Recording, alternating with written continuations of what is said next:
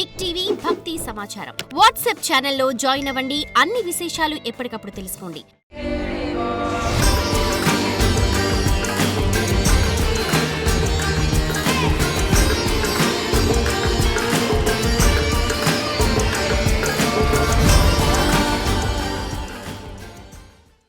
అమ్మ, 3వ రోజు గాయత్రీదేవి. మరి అమ్మవారికి గాయత్రీదేవిగా దర్శనం ఇస్తున్నారు కాబట్టి అమ్మవారిని ఏ విధంగా పూజించాలి, ఏంటి?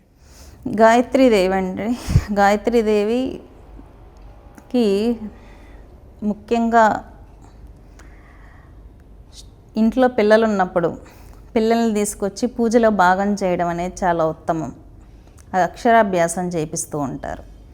3వ రోజు నవరాత్రుల్లో 3వ రోజు అక్షరాభ్యాసం చేయించడం చాలా ఉత్తమమైనటువంటి ప్రక్రియ. నాలుకలో బీజాక్షరాలు రాయిపిస్తూ ఉంటారు. ఆ టైంలో గాయత్రి అవతారం రోజు పిల్లల్ని తీసుకొచ్చి నాలుకలో బీజాక్షరాలు రాస్తే కూడా ఆ మంత్రశక్తి వల్ల బాగా మాట్లాడతారు. మాటలు రాని వాళ్ళకు కూడా మాటలు వచ్చిన సందర్భాలు ఉన్నాయి. మీరు తిరుమలలో చూసుకున్నట్లయితే మాటలు రాని పిల్లోడు గోవిందా అని అన్నారనమాట. స్పిరిచువాలిటీకి అంత శక్తి ఉంది కాబట్టి స్పిరిచువాలిటీ వల్ల మాటలు వస్తాయి, మంచిగా వాళ్ళకు వాక్కు వస్తుంది, మంచి మెమొరీ వస్తుంది. కాబట్టి ఆ రోజు చేసేటటువంటి పూజలలో పిల్లల చేత చేయించడం చాలా ఉత్తమం. అష్టోత్తరాలు ఉంటాయి. వాళ్ళు కష్టపడినా ఇబ్బంది పడినా సరే వాళ్ళని కూర్చోబెట్టి వాళ్ళతోనే పూజ చేయించండి. ఇంకా ప్రసాదాలు అంటారా, మీ ఇంట్లో మీకు ఏది నచ్చితే అమ్మవారికి అదే వండి పెట్టండి. ఇంట్లో ఏది ఉంటే అదే వండి పెట్టండి. ఇబ్బంది పడిపోయి ఈరోజు ఇదే చేయాలి అని చెప్పి ఇంట్లో గొడవలు పెట్టుకోవాల్సిన అవసరం లేదు. ఏది ఉంటే అమ్మవారికి ఇది పెట్టాలి అని మనసుకు అనిపిస్తే అది ప్రసాదం మడిగట్టుకొని నీట్గా ప్రసాదం చేసి అమ్మవారికి నివేదన చేయడం అనేది మంచిది. గాయత్రీదేవి మామూలుగా ఎక్కువగా బ్రాహ్మణులు ఉపాసన చేస్తూ ఉంటారు. కానీ అమ్మవారిలో సత్వరజ తమో గుణాలు 3 ఉంటాయన్నమాట. ముఖ్యంగా విజయవాడ కనకదుర్గ అమ్మవారికి 3వ రోజు గాయత్రీదేవి అలంకరణ చేస్తూ ఉంటారు. అమ్మవారు విద్యాస్వరూపిణి కాబట్టి ఎక్కువ మంది స్టూడెంట్స్, ప్రిన్సిపల్స్, లెక్చరర్లు కూడా పిల్లల్ని తీసుకొచ్చి ఆ టైంలో దర్శనాలు చేయించడం కానీ లేకపోతే కళాశాలల్లో పూజలు నిర్వహించడం, గాయత్రి మాత ఆరాధన చేయడం ఎక్కువగా చేస్తూ ఉంటారు. ముఖ్యంగా అమ్మవారు విద్యను ఇవ్వడమే కాకుండా సంహార శక్తి కూడా, శత్రువుని ఈజీగా సంహరించేటటువంటి దేవతలలో గాయత్రి శక్తి చాలా గొప్పది. అంటే సాత్వికంగా ఉన్న దేవత ఉగ్ర రూపం తీసుకుంటే ఆ వైలెన్స్ మనం భరించలేం. ఉగ్ర దేవత ఆల్రెడీ ఉగ్రంగా ఉంటుందని ఒక ఐడెంటిటీ ఉంటుంది ఎదుటి వాళ్ళకి. కానీ సాఫ్ట్ కార్నర్లో ఉండే దేవత సీరియస్ అయితే ఎలా ఉంటుందో అసలు ఊహించని కూడా ఊహించలేమన్నమాట.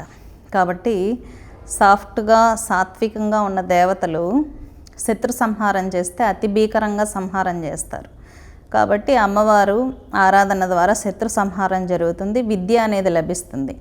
ఈ మధ్య హార్మోనల్ ఇన్బ్యాలెన్స్ వల్ల, ఈ నెట్ వల్ల, ఇంటర్నెట్ వల్ల చాలామంది డైవర్ట్ అవుతున్నారు. పిల్లలు సరిగ్గా ఎంతసేపు ఫోన్లు చూడడం, సరిగ్గా భోజనం చేయకపోవడం, కంటి చూపు తగ్గిపోతుంది, మెమరీ తగ్గిపోతుంది, ఎంతసేపు వీడియోస్ చూసి సమస్యలు పెరుగుతున్నాయి.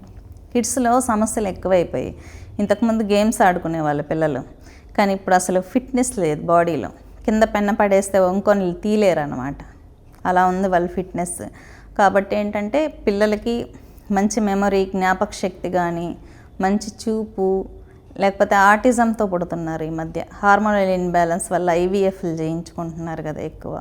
వాళ్ళంతా ఆటిజంతో పుడుతున్నారు చాలా వరకు పిల్లలు. ఎందుకంటే మాకు ఆ కేసులు ఎక్కువ వస్తూ ఉంటాయి పీయటానికి. ఆటిజం అండి ఎక్కువ అయిపోయింది ఈ మధ్య, సరైనటువంటి హెల్దీ ఫుడ్ ప్రెగ్నెన్సీ టైంలో తీసుకోక. కాబట్టి ఇలాంటి వాళ్ళందరూ ఏంటంటే గాయత్రీ దేవిని ఆరాధించడం వల్ల వాళ్ళ పిల్లల భవిష్యత్తు బాగుంటుంది, వాళ్ళు మంచిగా ఎదుగుతారు.